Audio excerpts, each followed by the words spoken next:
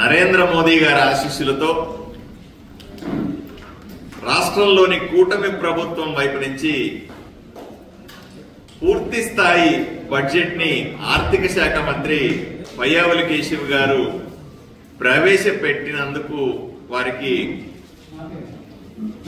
శుభాకాంక్షలు తెలియజేస్తా ఉన్నాను. ప్రజల వైపు నుంచి ధన్యవాదాలు తెలియజేస్తా.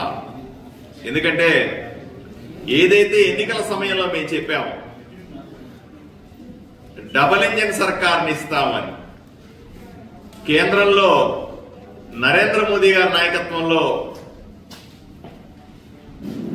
ప్రభుత్వాన్ని, అలాగే రాష్ట్రంలో కూడా భారతీయ జనతా పార్టీ, జనసేన, తెలుగుదేశం 3 పార్టీల కూటమి ప్రభుత్వంలో అద్భుతంగా మేము రాష్ట్రాన్ని అభివృద్ధి చేస్తామని ఇచ్చిన మాటకి కట్టుబడి ఈరోజు బడ్జెట్ ని ప్రవేశపెట్టాం.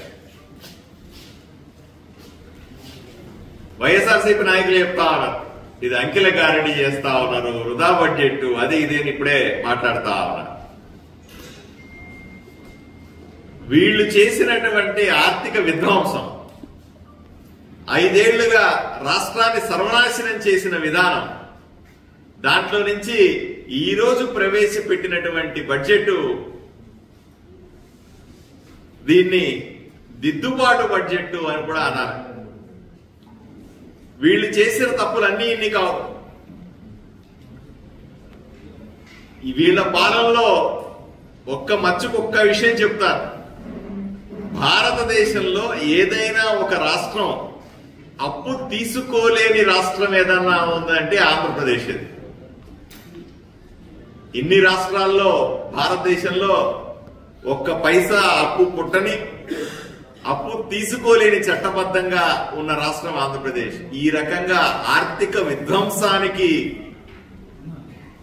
పాల్పడినటువంటి వైఎస్ఆర్సీపీ ప్రభుత్వం, వాళ్ళ నాయకులు ఈరోజు వచ్చి ఇటువంటి మాటలు మాట్లాడడం సిగ్గుచేటని నేను వాళ్ళకి తెలియజేస్తా ఉన్నా.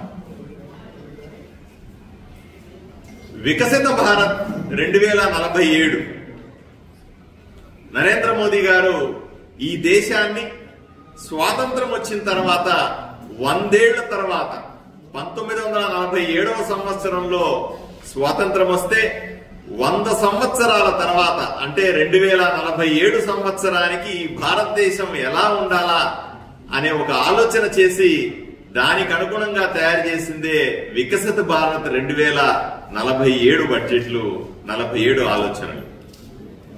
దాన్ని ఆదర్శంగా తీసుకుని మా నాయకులు రాష్ట్రంలో కూటమి ప్రభుత్వాన్ని నాయకత్వం వహిస్తున్న గౌరవ ముఖ్యమంత్రి చంద్రబాబు నాయుడు గారు స్వర్ణాంధ్ర 2047 అంటే 100 సంవత్సరాల తర్వాత ఆంధ్రప్రదేశ్ స్వర్ణాంధ్రగా ఎలా వెలుగొందుతుంది అనే ఒక ఆలోచనలు తీసుకుని ఒక విజన్ డాక్యుమెంట్ తయారు చేసి దాన్ని బడ్జెట్ రూపంలో ఈ రోజు అసెంబ్లీలో ప్రవేశపెట్టడం జరిగింది. ఎన్నో పథకాల విషయం కేంద్ర ప్రభుత్వం వైఎస్ఆర్సీపీ పార్టీ రాష్ట్రంలో అధికారంలో ఉన్నప్పుడు కూడా సాయం చేయడానికి ప్రయత్నం చేసింది. ఇప్పుడు అంతకంటే ఎక్కువ చేస్తోంది.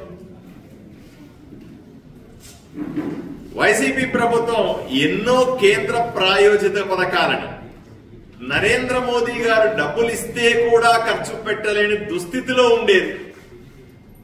అలా సుమారుగా 74 కేంద్ర సాయం చేసేటువంటి పథకాలని ఆపేస్తే ఈరోజు బడ్జెట్ లో మేము కేటాయింపులు చేసి ఆ పథకాలన్నింటినీ కూడా మళ్లీ జీవం పోస్తా ఉన్నాం, ప్రజలకు మంచి చేసే ప్రయత్నం చేస్తా ఉన్నాం. 5 ఏళ్ల పాటు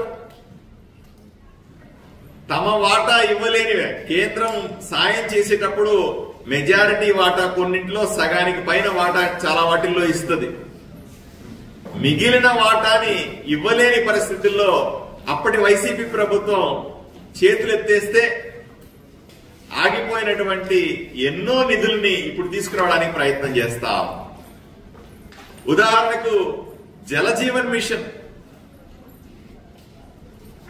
రాష్ట్రంలో ప్రతి ఇంటికి కూడా కుళాయి ద్వారా మంచినీరు ఇవ్వాలా అనే ఆలోచనతో గ్రామీణ ప్రాంతాల్లో ఇప్పటికి కూడా చూడండి, రాష్ట్రంలో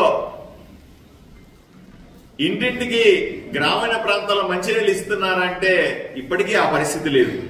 దాన్ని సరిచేయడానికి సుమారుగా 12,500 కోట్ల రూపాయల్ని నరేంద్ర మోదీ గారు గత 5 సంవత్సరాల్లో అప్పటి వైఎస్ఆర్సీపీ ప్రభుత్వానికి ఇస్తే దాన్ని కూడా ఖర్చు పెట్టలేకుండా కేవలం 2,300 కోట్ల రూపాయలు మాత్రమే ఖర్చు పెట్టిన ఘనత వైఎస్ఆర్సీపీ ప్రభుత్వానిదైతే, ఇప్పుడు అదే పథకాన్ని అది ముగిసిపోయిన తర్వాత కూడా మన గౌరవ ఉప ముఖ్యమంత్రి పవన్ కళ్యాణ్ గారి ప్రత్యేక అభ్యర్థన మేరకు నరేంద్ర మోదీ ప్రభుత్వం దాన్ని మరొక 4 ఏళ్ల సమయం ఇస్తాం, 4 ఏళ్లు కూడా మీ 12,500 కోట్ల రూపాయలు మీ ఖర్చు పెట్టుకునే వెసులుబాటు ఇస్తాం, ఇప్పటికైనా సరే ఇంటింటికి మంచినీరు ఇవ్వండి అని చెప్తే ఆ పథకాన్ని మళ్ళీ ఈ బడ్జెట్ లో కేటాయింపులు చేసి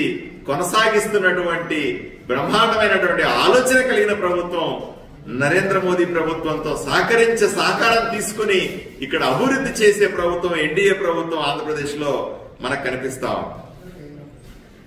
ఇప్పుడే చూసాం, వైఎస్ఆర్సీపీ నాయకులంతా గొంతెత్తుకుని అరుస్తా ఉన్నారు, సూపర్ 6లు మీరు అమలు చేయలేరు, సూపర్ 6లు మీకు చేత కాదు, ప్రజల్ని మోసం చేస్తా ఉన్నారు, రకరకాల ఓటకపు మాటలు మాట్లాడుతా ఉన్నారు. అయ్యా మీరు అర్థం చేసుకోవాలి, ఇప్పటికే పెన్షన్లను పెంచాం, పెంచిన పెన్షన్లని 1వ తారీఖే ఇస్తా ఉన్నాం. దీపం పథకం కింద ఉచిత గ్యాస్ సిలిండర్ల ఈ హామీ ఏదైతే ఎన్నికల సమయంలో ఇచ్చామో దాన్ని మొదలు పెట్టాం. సుమారుగా 93 లక్షల మందికి ఉచిత గ్యాస్ సిలిండర్ రిజిస్టర్ చేసుకుని తీసుకుంటా ఉన్నారు. ఇచ్చిన హామీ ప్రకారంగా పేదవాడికి అన్నం పెట్టే అన్నా క్యాంటీన్లని ప్రారంభించినాం. ఈ రోజు బడ్జెట్ లో స్పష్టంగా మేము నిధులు కేటాయించుకున్నాం.